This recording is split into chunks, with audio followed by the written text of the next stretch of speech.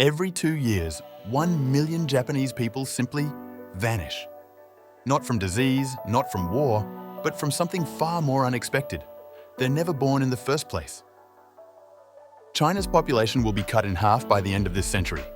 Italy's median age has hit 48 years old. Birth rates worldwide are in complete free fall. Wait, what? Aren't we supposed to be worried about overpopulation? Weren't we just celebrating reaching 8 billion people? How can humanity possibly be disappearing? Today, we're diving into one of the most shocking demographic shifts in human history, one that will reshape everything you thought you knew about our planet's future. For hundreds of thousands of years, human population barely grew at all.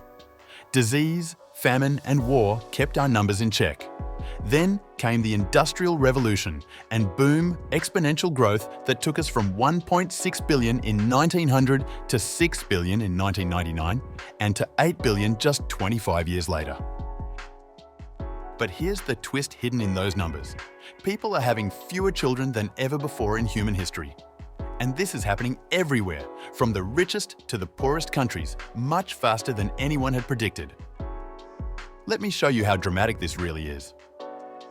In a stable population, every couple needs an average of 2.1 children to replace themselves.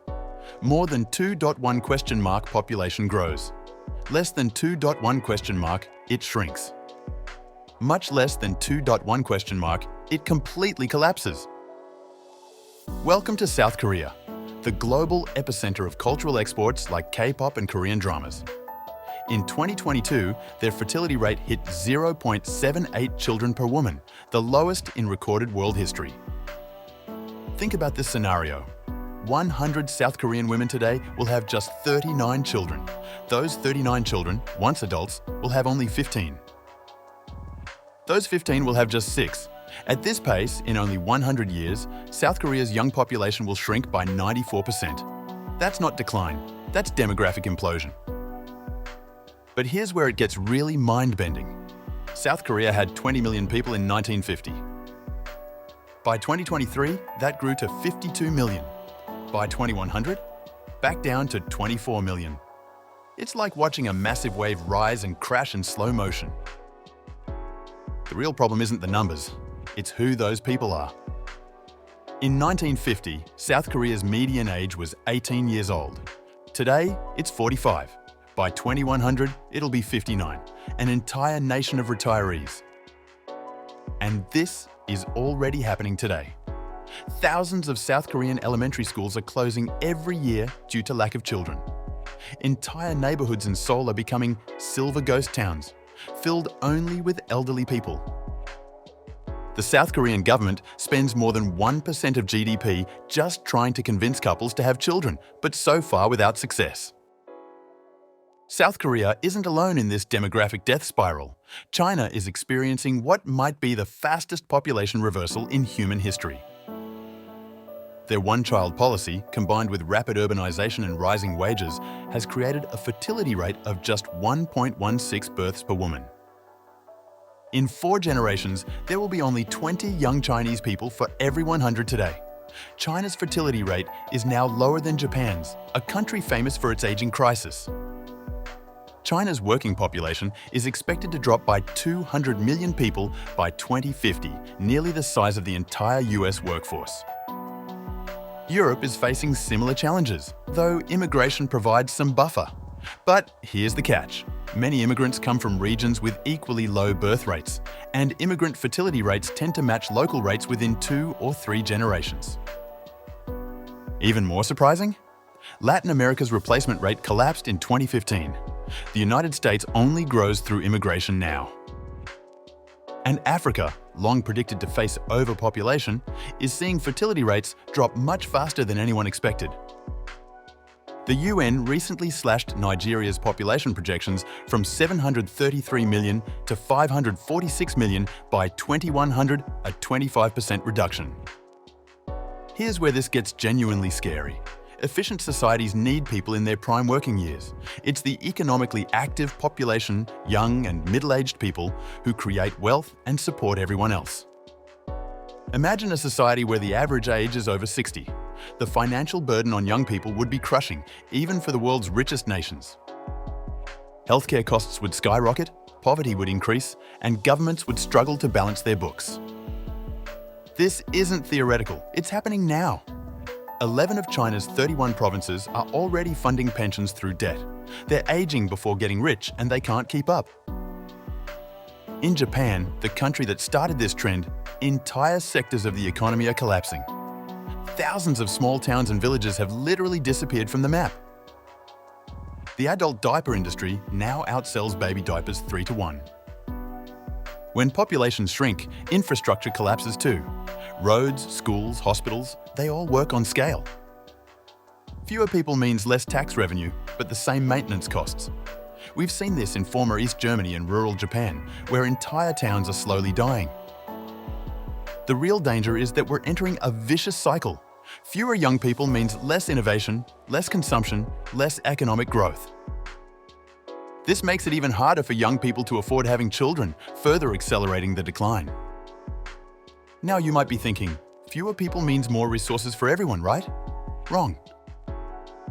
Population decline doesn't bring prosperity, it destroys it. It's human ideas, innovation, and work that create wealth, not just having resources sitting around unused. There's another chilling possibility. Aging societies might elect governments that represent primarily elderly interests.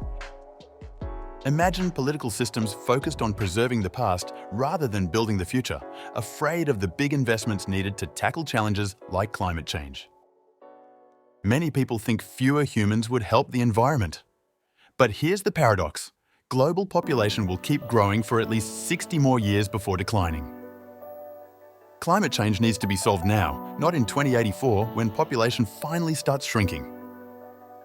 This demographic shift reflects something profound about human progress. Lower birth rates are actually a sign that the world has improved. Women are more free, educated, and financially independent than ever before. But we've discovered something unexpected. As societies get better, individuals choose to have fewer children. There's a fascinating gap between how many children people want and how many they actually have. European women want an average of 2.3 children but have far fewer. American women want 2.7 children but have 1.7. Our individual freedom came with a cost. We've lost the traditional community structures where it took a village to raise a child. Modern parents face impossible expectations, especially women who are expected to excel at both career and family simultaneously. The cost of raising a child in developed countries has skyrocketed exponentially.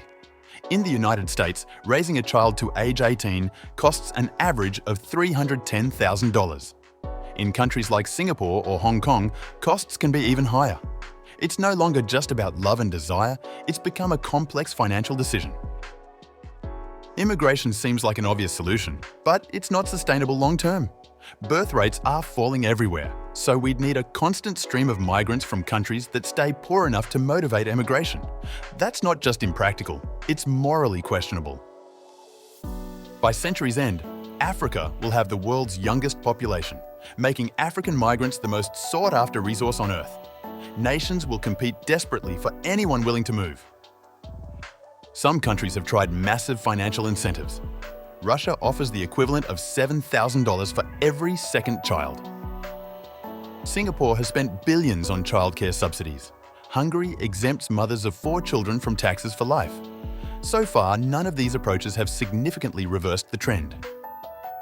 Here's the truth. Humanity won't disappear because we're having fewer babies.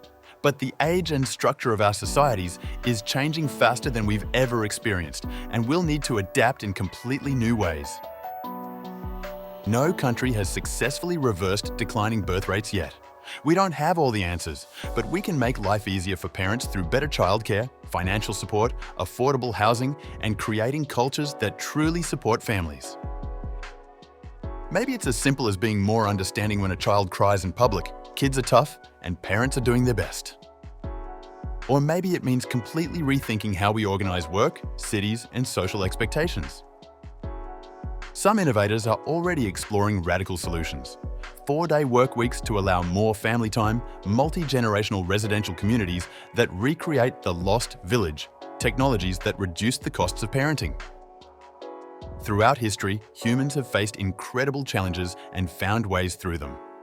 The Black Death eliminated a third of Europe, but led to the Renaissance. 2 world wars devastated entire generations, but were followed by unprecedented economic booms. This demographic revolution might be the greatest challenge humanity has ever faced, but also the greatest opportunity. We might be forced to build societies that are more efficient, more supportive, more innovative than we ever imagined. Why should this be the one that defeats us? If this demographic revolution surprised you as much as it did me, smash that like button and subscribe for more mind-bending explorations of our changing world. What do you think? Is falling birth rates humanity's biggest challenge, or will we adapt as we always have? Let me know in the comments below.